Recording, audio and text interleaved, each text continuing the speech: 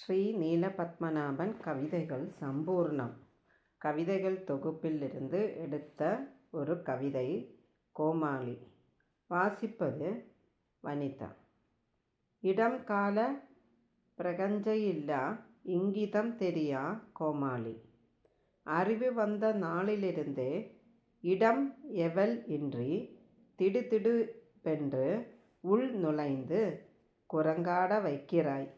மண்டையோடுக்குள், செவிப்புலன்களுக்குள், நெற்றித்தடத்திற்குள், கண்ணுக்குள், முகத்திற்குள், பிடரி கழுத்துக்குள், முதுகுத்தண்டுக்குள், ஒவ்வொரு பரமாணுக்குள்ளும் சுறுசுறுவென்று குபீர் குபீரென்று தெறித்து சிதறடித்து உச்சி முதல் உள்ளங்கால் வரை குடகுடமாய் வியர்வை அபிஷேகமாய் மயிர்கால்களில் அக்னி காவடிகள் குடலே பிறண்டு வெளியில் வந்திடும் பிராணவலி உபாதைகள் தெருவில் நடக்கையில், வீட்டில் இருக்கையில், பஸ் ரயில் விமான பயண வேளைகளில், சொல் மேடைகளில், சத்சங்கங்களில், பூச்சல் களங்களில், தீர்த்த யாத்திரை மண்ணில் எங்கு எப்போதொன்றில்லாது பாடாய் படுத்துவாய்.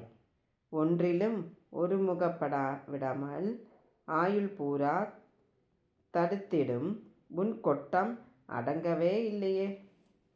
பித்தவாத கஃப கோப செல்லப் பெயர்கள், சித்த வைத்தியம், ஆயுர்வேத, அலோபதி, ஹோமியோபதி, இயற்கை வைத்திய, மன இயல்கள், மந்திர தந்திரங்கள், 21ஆம் நூற்றாண்டும் காற்றடைந்த முழுப்பையும் உன் வேடிக்கை விளையாட்டை, இங்கிதமில்லா இயக்கத்தை நிறுத்திடவில்லையா? தெரியவில்லையா? வாழ்வு பாதையில் யார் யாரோ வந்தனர் சென்றனர்.